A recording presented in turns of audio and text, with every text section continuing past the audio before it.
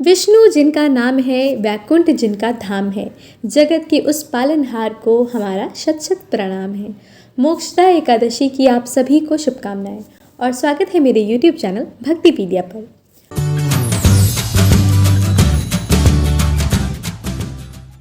आज के इस वीडियो में आप रसपान करने वाले हैं मोक्षदा एकादशी की पौराणिक व्रत कथा का।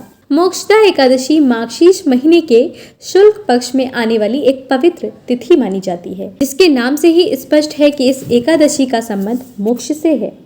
धार्मिक मान्यताओं के अनुसार मोक्षदा एकादशी मोक्ष देने वाली मानी गई है। इसे मौन एकादशी भी कहते हैं। तो आइए अब सुनते हैं एकादशी की पौराणिक व्रत कथा।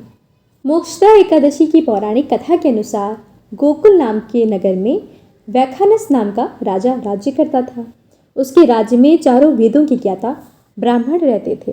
वह राजा अपनी प्रजा का पुत्रवत पालन करता था। एक बार रात्रि में राजा ने एक स्वप्न देखा कि उसके पिता नरक में हैं।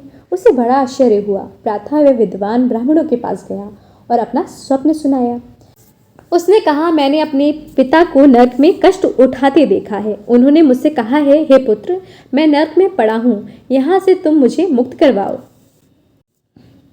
जब से मैंने ये वचन सुने हैं तब से मुझे बहुत बेचैनी हो रही है। चित्त में बड़ी अशांति हो रही है। मुझे इस राज्य, धन, पुत्र, स्त्री, हाथी, घोड़े आदि में कुछ भी सुख प्रतीत नहीं हो रहा। क्या करूं? राजा ने कहा, हे ब्राह्मण देवताओं, इस दुख के कारण मेरा सारा शरीर जल रहा है। अब आप कृपया करके कोई तप, दान, व्रत आदि ऐसा कोई उपाय बताइए जिससे मेरे पिता को मुक्ति मिल सके। उस पुत्र का जीवन व्यर्थ है जो अपने माता पिता का उद्धार न कर सके। एक उत्तम पुत्र जो अपने माता पिता तथा पूर्वजों का उद्धार करता है, वह 1000 मूर्ख पुत्रों से अच्छा है। जैसे एक चंद्रमा सारे जगत में प्रकाश कर देता है, परंतु हजारों तारे नहीं कर सकते। ब्राह्मणों ने कहा, हे राजन, यहाँ पास ही भूत, भविष्य, वर्तमान के ज्ञाता पर्वत ऋषि का आश्रम है। आपकी समस्या का हल वे जरूर करेंगे। ये सुनकर राजा मुनि के आश्रम पर गया। उस आश्रम में अनेक शांतचित्त योगी और मुनि तपस्या कर रहे थे। उसी जगह पर्वत मुनि बैठे हुए थे। राजा ने मुनि को साष्टांग दंडवत किया। मुनि ने राजा से कुशलता के समाचार लिए। राजा ने कहा कि महाराज, आपकी कृपा से मेरे राज्य में सब कुछ कुशल है, लेकिन अकस्मात मेरे चित्त में अत्यंत अशांति होने लगी है। ऐसा सुनकर पर्वत मुनि ने आंखें बंद की और भूत विचारने लगे। फिर बोले, हे राजन, मैंने योग के बल से तुम्हारे पिता के कुकर्मों को जान लिया है। उन्होंने पूर्व जन्म में कामातुर होकर एक पत्नी को रति दी, किंतु सौत के कहने पर दूसरी पत्नी को ऋतुदान मांगने पर भी नहीं दिया। उसी पाप कर्म के कारण तुम्हारे पिता को नरक में जाना पड़ा। तब राजा ने कहा, इसका कोई उपाय बताइए। मुनि बोले, हे राजन, आप माघशीर्ष एकादशी का उपवास करें और उस उपवास के पुण्य को अपने पिता को संकल्प कर दें। इसके प्रभाव से आपके पिता की अवश्य ही नरक से मुक्ति होगी। मुनि के ये वचन सुनकर राजा महल में आया और मुनि के कहने अनुसार कुटुंब सहित मोक्षदा एकादशी का व्रत किया। इसके उपवास का पुण्य उसने पिता को अर्पण कर दिया। एकादशी व्रत के प्रभाव से उसके पिता को मुक्ति मिल गई और स्वर्ग से जाते हुए वे पुत्र से कहने लगे, हे पुत्र, तेरा कल्याण हो। ये कहकर स्वर्ग चले गए।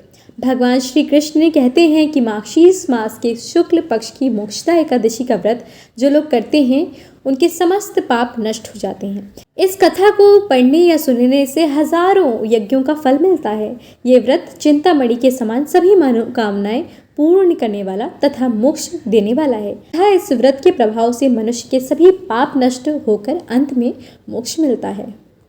कहते हैं मोक्षदा एकादशी की तुलना मणि चिंतामणि से ही की जाती है, जो सभी मनोकामनाएं पूर्ण करती है। इसी दिन भगवान श्री कृष्ण ने महाभारत में अर्जुन को श्रीमद् भागवत गीता का उपदेश दिया था। इस एकादशी व्रत के प्रभाव से कई जन्मों के पापों का नाश होता है तथा पूर्वजों को मोक्ष की प्राप्ति होती है। इतना ही नहीं, व्रतधारी को जीवन में शुभ फलों की प्राप्ति भी होती है। मोक्ष की प्रार्थना के लिए ये एकादशी बहुत अधिक महत्व की मानी जाती है। मोक्षदा एकादशी और गीता जयंती एक दिन आती हैं। इस दिन श्री हरि विष्णु के अलावा भगवान श्री कृष्ण का पूजन करने से भी सभी पापों से मुक्ति मिलती है तथा पूर्वजों को स्वर्ग तक पहुंचाने में मदद मिलती है। मोक्षदा एकादशी के दिन पीली वस्तुओं से भगवान श्री कृष्ण का पूजन पूर्ण श्रद्धा के साथ करके उपवास रखने से मनुष्य की हर मनोकामना पूर्ण होती है। इस कथा को कहते सुनते हुंकारा भरते सभी भक्तों के जीवन से श्री हरि विष्णु उनके कष्टों का निवारण करें। ये मोक्षदा एकादशी का व्रत आपके पापों से मुक्ति दिलाए, साथ ही इस लोक के सुख भोगते हुए स्वर्ग की प्राप्ति कराए। मोक्षदा एकादशी की एक बार फिर से आपको हार्दिक शुभकामनाएं। अगर आपको ये वीडियो पसंद आया है तो वीडियो को लाइक ज़रूर कीजिएगा। अगर आप मेरे चैनल पर पहली बार आए हैं तो चैनल को भी सब्सक्राइब कीजिएगा। और हाँ, कमेंट सेक्शन में ओम नमो भगवते वासुदेवाय नमः लिखना तो बिल्कुल मत भूलिएगा। भगवान विष्णु आपको सुख, शांति, समृद्धि, यश और कीर्ति प्रदान करें।